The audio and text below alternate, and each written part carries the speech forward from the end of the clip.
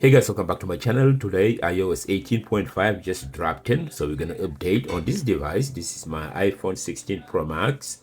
So as you can see it here, it's a large file, 7.65 gigabyte, iOS 18.5 beta one. So we're gonna go ahead and check it out. So I'm gonna go ahead and hit on install now and let it do its magic.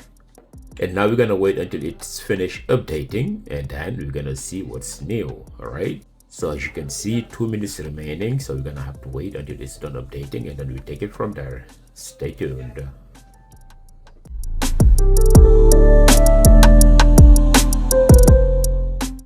Alright guys, as you can see, my phone finished updating the software, iOS 18.5, as you can see it here. And I'm gonna click on continue. And continue, yada yada, welcome to iPhone, right? And then after that you can swipe up, and now we're gonna see what's new on this new update. All right guys, so we're gonna go to settings,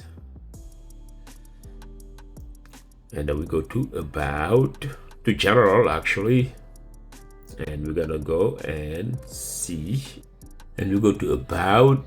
We tap on iOS 18.5, and this is the build number 22F0542G. So iOS beta gives you early preview of upcoming apps, features, and technologies. Please back up your phone before installing. So it is recommended if you are on a public beta or developer beta, you must back up your phone so that you don't lose any data. Guys, so by roaming into my phone, I didn't see anything new, so I need to play with the device. I need to play with the device for quite some time, so I can come back with see if there's anything new. But so far I didn't see anything new on this update. So we're gonna come up, I'm sure a lot of people are gonna come up with new videos explaining they notice what's new, but so far I cannot detect any new changes, but I'm sure there are a lot behind the curtains, but it takes time for me to find out.